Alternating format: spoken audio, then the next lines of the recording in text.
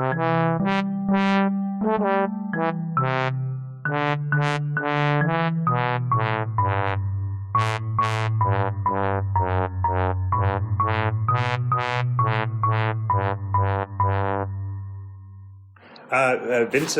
good morning. Yes, hello. Hi, Michael.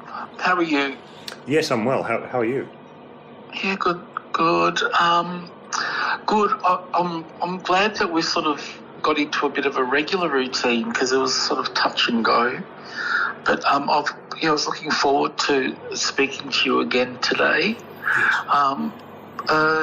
Yes. I've sort of things are sort of coasting along. I told you I went to the doctors, and that was a good, positive outcome. And I've just sort of we're still in limbo. We're sort of still striking, and all that stuff's going on. And we had a celebration afternoon tea for Anita Biard. Yes. Which was lovely. She bought her date scones that she makes. Yes. And that was really nice. It was really nice to celebrate her award. Yes. There was an incident there that, it was unfortunate. These things happen. One of the scones still had a date pip in it. Oh, goodness. And so it was actually our supervisor, sort of, someone above us who bit into it. Oh, terrible. Broke a tooth. And that's expensive. That's very expensive. It was, and I think the implications are not great for Anita Biard. I'm not sure. Like, he was very, very angry about it. I'll bet. But on positive note, I don't know if you know, but I practice as a dentist. Come on, you can't have that many skills. You're a dental nurse. Well, Dr. Sheinberg is, of course. How big are your hands?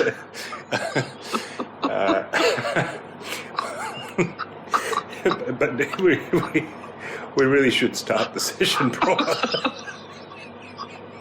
but listen, send them my way. Jesus. You're going to be rolling in it. well, dentistry is not as lucrative as you'd think, and it's actually very hard on the back. Yeah. No, it is, and in fact, I did. This is a true story. I did do my at school when you do your what is it when you do your careers days? Yes. When you're yes. Career advice. Career advice, yeah. So I actually did. Yes. My week of it's not placement. It's so other kids went to do they went to some wanted to be car mechanics, so they went to a car workshop, and others wanted to be lawyers, so they went to a legal firm. My dad was a lawyer in the old country. He had worked at a legal firm as an accountant here, and so I had all these sort of options. My parents really wanted me to be a dentist, you see. Right. And so I got placement work with dentists who happened to be Jewish, actually. And so I got and it was kind of an unusual situation because there's not really a lot you can do. Whereas if you go to these other places, they give you sort of odd jobs. There's not really that much you can do as a sort of a schooly placement sort of person. So I just kind of stood around and watched people with their mouths open. Was your job to tie the string around the tooth and then slam the door shut? they wouldn't let me near them. They're just stand over there and watch. It's like it was kind of and it was really it really put me off dentistry forever actually. So which is other than then I ended up qualifying anyway because I needed to make some money. But it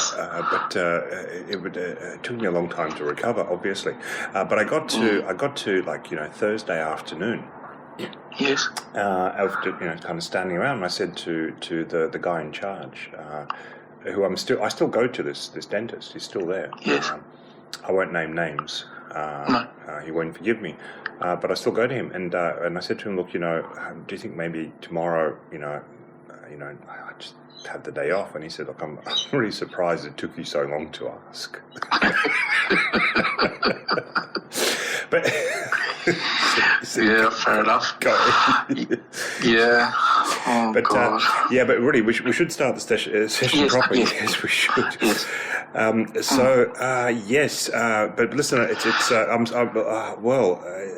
terrible about that the PIP. Yes. About the PIP. Well, terrible. Yes, like really took a big bite into the scone, and then there was blood everywhere, and Nita was devastated. But in terms of harm and self-harm, none to you. I mean, harm, but it wasn't yours. No harm came to you. You didn't cause any. Did you try and assist and cause any damage in the process? I felt implicated because part of, because they're sort of doing new sort of at work. They're doing, there's new sort of disciplines or skills that we're sort of trying to cultivate to move up the ladder.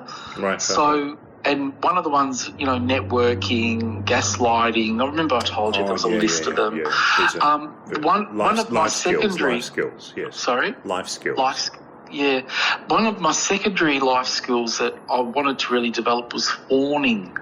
So Fawning, yes. I'd actually put the plate together for my supervisor. I'd put the scone on there, and I brought the plate over, and I'm being very effusive, sort of saying, eat, take a big bite, they're delicious. Thinking that it would be a good experience, but it wasn't. Yeah, so I feel like I've failed in the fawning department. On the fawning side, yes. So you fawned badly. Goodness. But there was no choking with this PIP, for example, or you didn't for good. No. For goodness' sake, you didn't attempt a Heimlich maneuver, for example. That wasn't in. I was considering it, but no, I didn't, because he bitten down on it, and then the tooth broke. There was a lot of spitting. He spat it out. He just spat it out. Okay, well, that's good. Yeah, that's good, he spat it out and swallowed. Because you're not, from what I understand, you're not qualified to administer the Heimlich maneuver, and just that would actually be quite weird under those circumstances. So yes. Yes, I'm glad it didn't get to that.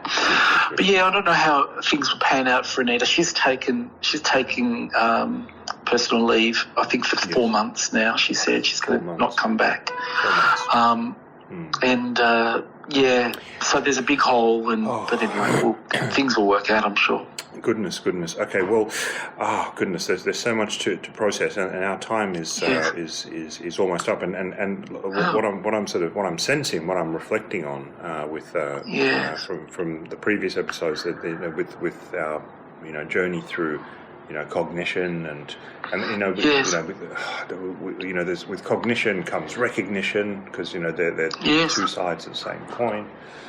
Yes. And you're really just you're getting both. There's you're recognizing things as much as you are. As much as you're cognizing things, you're also recognizing things, which I think is terrific. It really is. And then what happens after that? After what? Well, after you've recognised that you've cognitized. You recognise that you've cognized, and then you reach. And I think then Nirvana. No, that's Buddhism. And by the way, if you'd like, I do. The weeks that we don't have our sessions, I do take a Buddhist workshop out in the Blue Mountains. If you'd like. You're very busy, man. If you'd like to, if what you're seeking is nirvana, we can do that. but we'll. Okay. Well, look, I think, and there's almost a little bit of a journey back, because I think with the cognition and the recognition of the cognition, it really sort of takes us back to what we talked about in one of the earlier sessions. It's the acting and the reacting, and it's and again it's bringing it back that you were, I feel, doing a lot of reacting and not enough acting. Yes. And this is what will potentially happen, is that you'll be in a better place to do more and better acting. Yes. Once your recognition of your cognition has finally reached that nirvanic state, if you like. But maybe once you attend some of my Buddhist workshops. Okay, well, it certainly sounds like a plan. It certainly sounds like there's a way forward. Yes, we can work on that, yes. So, look, I'm happy for it. I am disappointed. But our time is up, so we'll discuss it. If you get the chance to talk to Michael about the Mental Olympics, I haven't heard anything. I've been training. Yes, I'd like to know. I have spoken to him, so I think we'll definitely we'll discuss it the next time we speak. Yes. Okay. All right. Well, thank you. All right. Thank you. That would be much appreciated. All right. Take care. Thank you, Mike. Bye-bye.